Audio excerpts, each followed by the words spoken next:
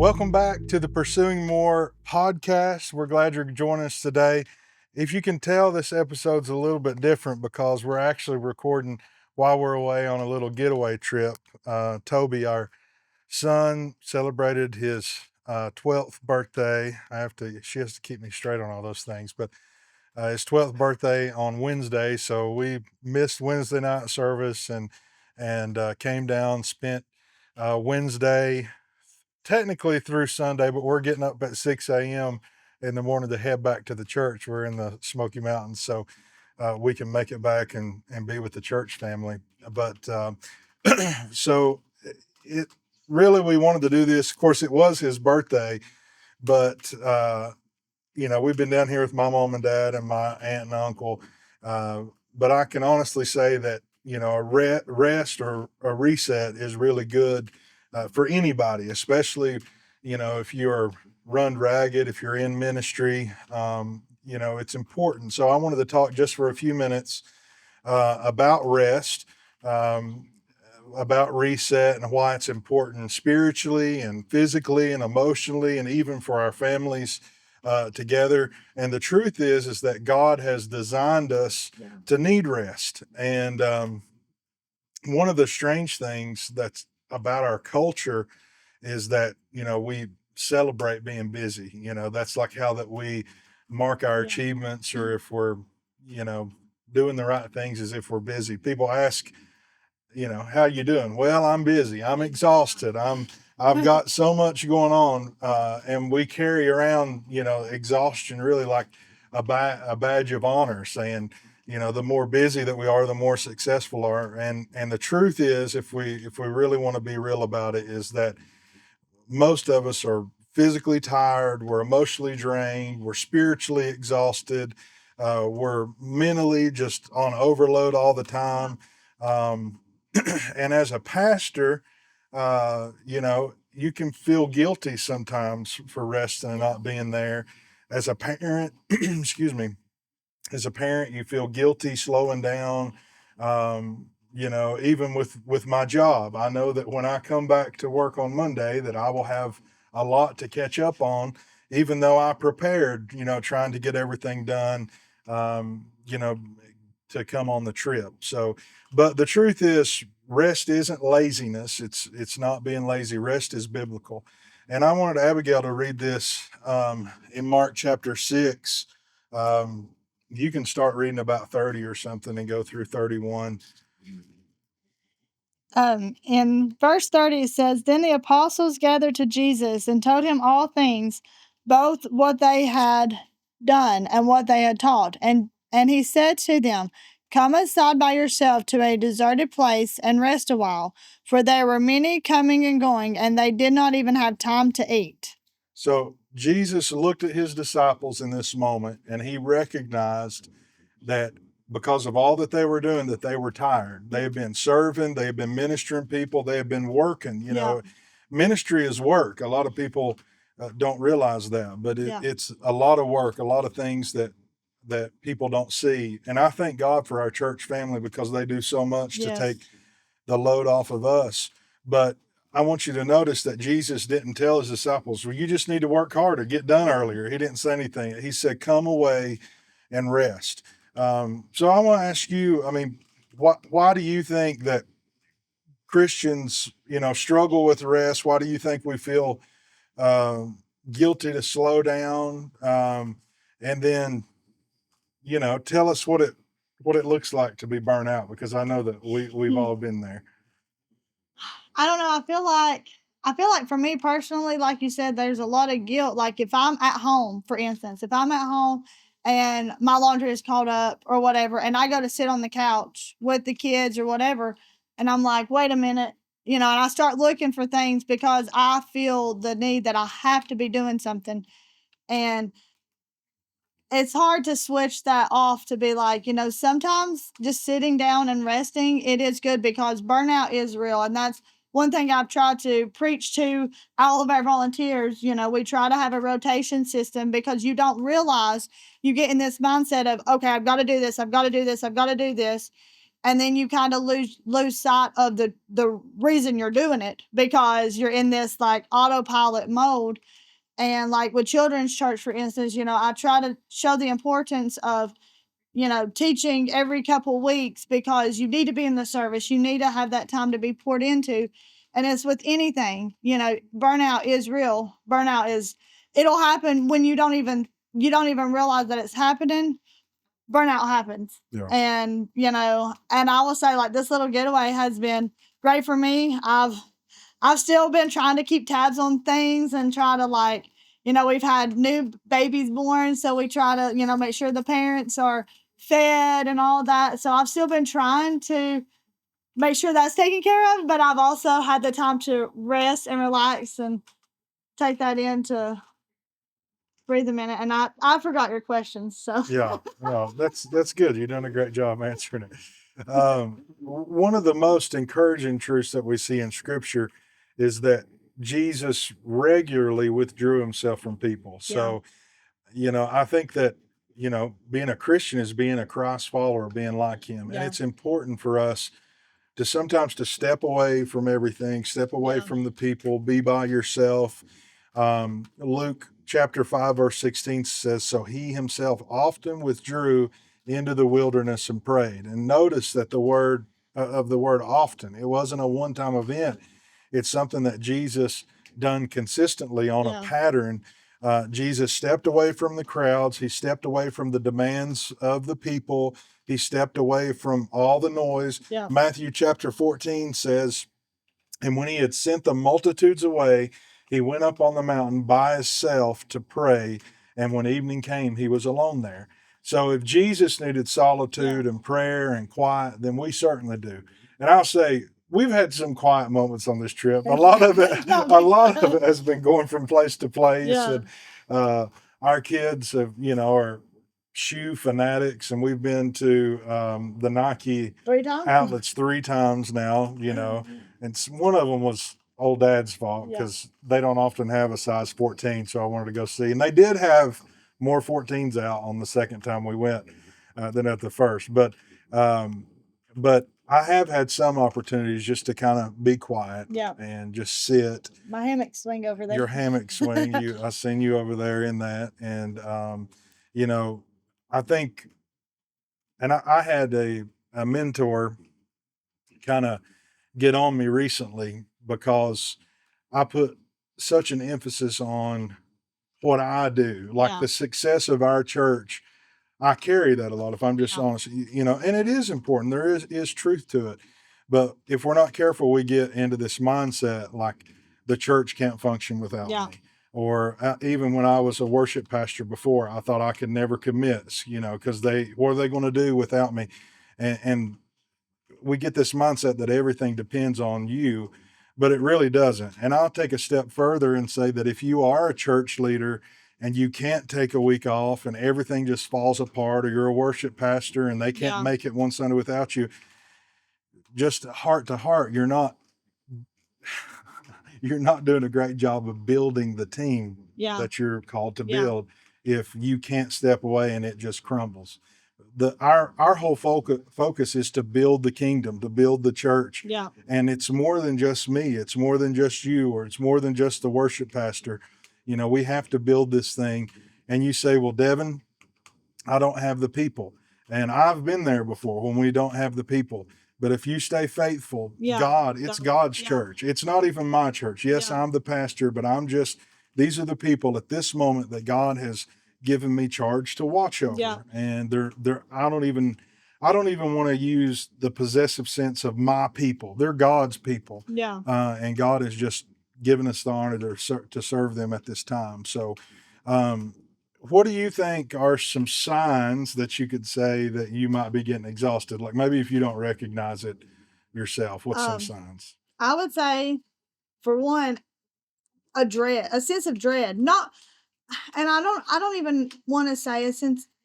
I guess I don't know, but a sense of like an obligation. I guess of the need to do things, or being irritable over everything. I mean, I can tell when I need to step away for a moment and stuff, because I do get little bit agitated because I'm like, why isn't this done? Why, and I've got to do this. I feel like, and so I can tell like when I'm starting to need to just walk away, I'm starting to get agitated a little bit. I have the sense of like, and Yeah.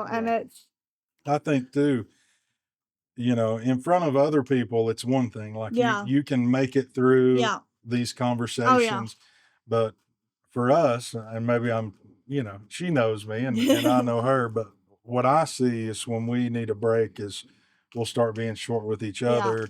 We'll be on each other's toes all the yeah, time. And, that's a warning sign. You yeah, need some rest. You need a break. And here's what Psalms 127 says this. It says, unless the Lord builds the house, yeah, they labor in vain who build it.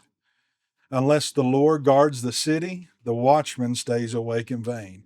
It is vain for you to rise up early, to sit up late, to eat the bread of sorrow, for so he gives his beloved sleep. And I just think that's beautiful. God gives his beloved sleep. I've been in so many situations where my sleep is gone. yeah. I started to sing the Jason I Craddock song. know, Sleep is gone, my heart is full of sorrow. No, instantly came to my head. yeah, but you stay up late worrying Yeah. about all these scenarios, how something could play out. Mhm. If somebody's mad, if something's Yeah. going on. But I just love that the Lord gives us sleep. Unless the Lord builds the house, Yeah. they who build it labor in vain. Unless the Lord guards the city, the watchman stays awake in vain. So what that's telling me is if the Lord is in what you're doing, Right. he's going to take care of it. Yeah. Sleep is a gift, rest is a gift. The Sabbath, which is something that I'm guilty of not keeping the way that I Yeah. should, is a gift. We, a lot of times, which, we only do one service right now on Sundays, but I know there's a lot of churches that do 2, 3 services on Sunday. Maybe they Well, have we have youth every Sunday. we Every have other. youth every other Sunday night, and on those days, even though we're doing just one service in the morning and youth, it's really busy Yeah. for everybody involved. But I think that we need to be more intentional, and you can help hold me accountable. I think my phone is going off. No, it's not. I'm just hearing things. But you could, help. Let's keep each other accountable to make sure that we have a Sabbath. Pastors, leaders, if you're watching this, Sunday, even though that is the Sabbath, it's when Jesus resurrected. If you're in ministry, a lot of times it's really not a Sabbath because No, it's you're the working. busiest. Yeah. It's the Usually busiest Sunday day of is the the week. busiest day that we have. And I'll, on Mondays, and I go in and I'm back to my normal 9 to 5. I mean, really, that's my time to decompress. Saturdays, we're running everywhere. Yeah. And we have to be really careful not to, and I'm the world's worst because I don't like to stay at the house, and she'll want to stay at home and just work and clean around the house, but I want to go. So if I want to have rest, I have to be intentional about it Yeah. because I always want to go. But the Sabbath rest is a gift, and sometimes the most spiritual thing that we can do is not prepare another message or prepare an outreach or another revival. Sometimes the most spiritual thing that you can do, and out of necessity, is to stop and rest. Yeah. In Exodus chapter 20, it says this: remember the Sabbath day to keep it holy. 6 days you shall labor and do all of your work, but the seventh day is the Sabbath of the Lord your God. In it you shall do no work. So, what that tells me is that God has built rest into creation. It's the pattern. And the culture that we live in is 7 days a week, 24 Yeah. hours a day, go, go, go. But he didn't command, nonstop productivity. He didn't command us to always be going. He commanded a rhythm: work, rest, Yeah. serve, restore. And, I think God is intentional with the way that he designs things. He's designed us for rest. And here's the thing is that if you are busy and you're pulled in every direction, you've got ministry and church over here, and you've got family duties, and our kids play Sports. basketball, Yeah. and so during basketball season we're going. You got family issues, you've got all these things going on. And if you don't have rest, you can't give your all to Yeah. anything. Everything starts slipping if you Yeah. don't have rest. So you know, it's like work will get all of our energy, ministry gets all of our passion. That's the thing I get really excited about. Our responsibilities, our bills, and everything going on gets all our attention and what we're focused on. And if we're not careful, a lot of times our spouses and our children Yeah. are end up with the leftovers, and Yeah. that's never good. And I preached on this was last week Father's Day or week Yes. before? Yeah, I can't remember, but I preached on this in Deuteronomy chapter 6. It says, "And these words which I command you today shall be in your heart. You shall teach them diligently to your children. You shall talk with them when you sit in your house, when you walk by the way, when you lie down, and when you rise up." And we have to have faith that happens every day in our lives, at our house, around the table, during our trips, during our conversation. And our children, you know, need our presence. Our spouses need our attention. And sometimes stepping away from everything and just being with family, it allows you to invest your time into what actually matters the most. So I didn't want to go real long today. Tell them what's your favorite part of the trip been this so far? Not hammock swing. The hammock swing. Yeah, Except the mosquitoes. I'm getting ate up. The yeah, I'm mosquitoes getting are it up right bad. now. But yeah, the hammock swing. No, I mean, I've just enjoyed the whole time. Even with the kids fighting. They've not fought too bad. Not. Hearing them laugh and just getting away and letting them, because I mean, to be honest, they're at the church a lot. Yeah.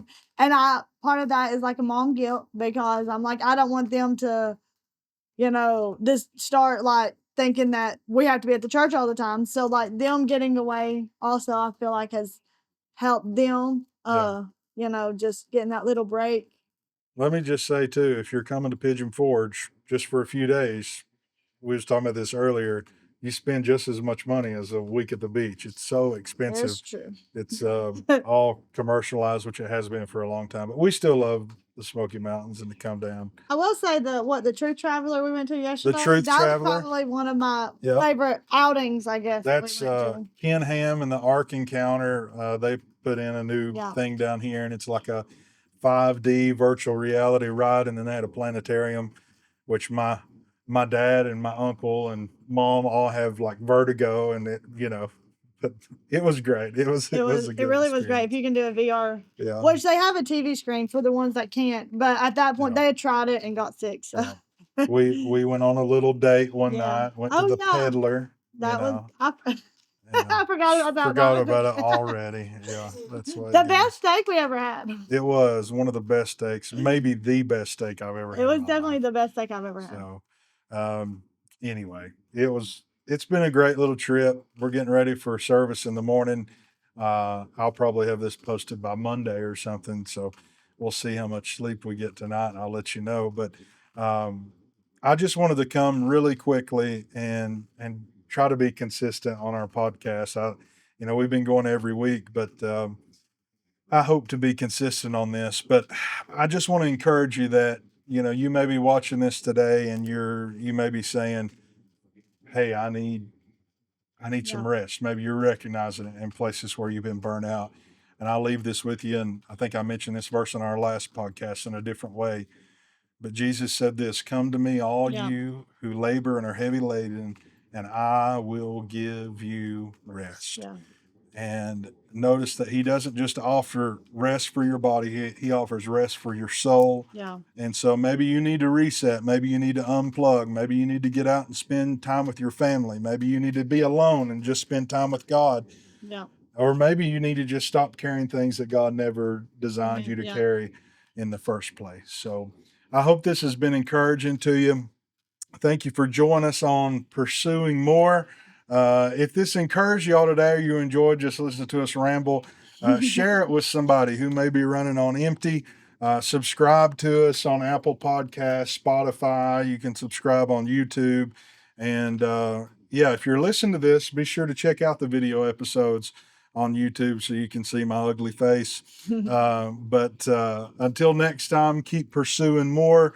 Not more stuff, not more busyness, but more of what God has for your life. So I love you. God bless you.